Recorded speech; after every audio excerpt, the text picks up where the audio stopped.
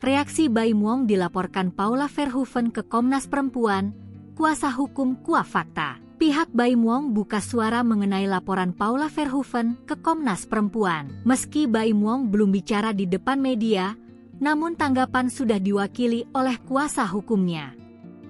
Fahmi Bahmid, kuasa hukum Baim Wong, membantah kliennya melakukan KDRT terhadap Paula Verhoeven. Hal itu mengacu dalam putusan cerai Baim dan Paula di Pengadilan Agama Jakarta Selatan, di mana tidak ada KDRT yang dilakukan ayah dua anak itu. Bukti-bukti dugaan KDRT tidak terbukti dari yang dituduhkan Paula selama proses sidang cerai berlangsung. Ia meyakini bahwa apa yang dilakukan Paula Verhoeven tidak mendasar. Apalagi secara jelas terungkap di fakta persidangan tidak ada KDRT.